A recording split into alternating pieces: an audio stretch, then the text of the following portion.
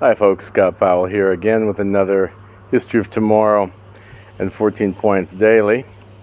Today I think I'm going to focus on historiography and some of the things that you're going to find when you first encounter present-centrism, which is the historiographical mode that I employ when writing the history of now, the history of tomorrow, and when giving all of my lectures. This mode is entirely original to myself. Present-centrism says that the purpose of history is to function as a revelation and explanation of the world we live in. It's not merely the study of the past. It is an integration of the entirety of human history, past and present. The challenge of this method is that integrating a vast plethora of singulars, in other words, in this case, historical events, requires a method of cognition.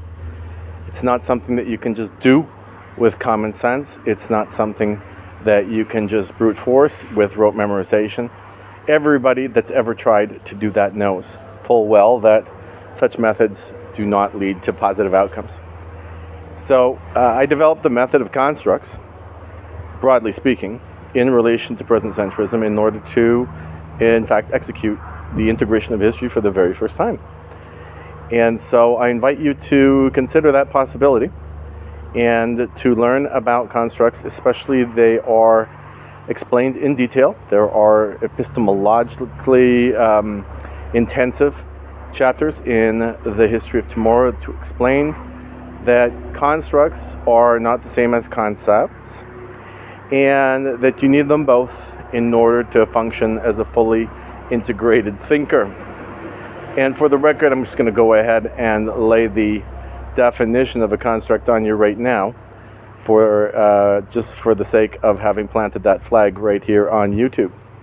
So a construct, let's start with a concept.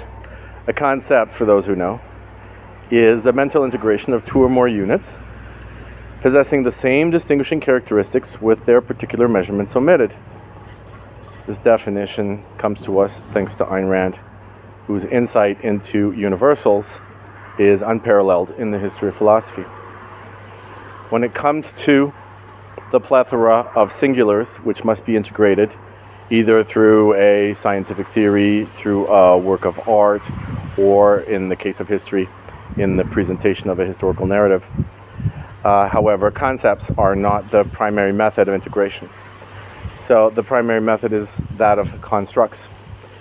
And all periods, for instance, are constructs. When we refer to the American Revolution, it is a singular thing. It is not constituted of units. It's constituted of intellectual or mental components.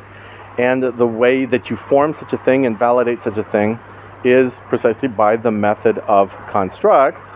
A construct being a mental integration of two or more components that exhibit distinctive affinity with their forms of coordination specified.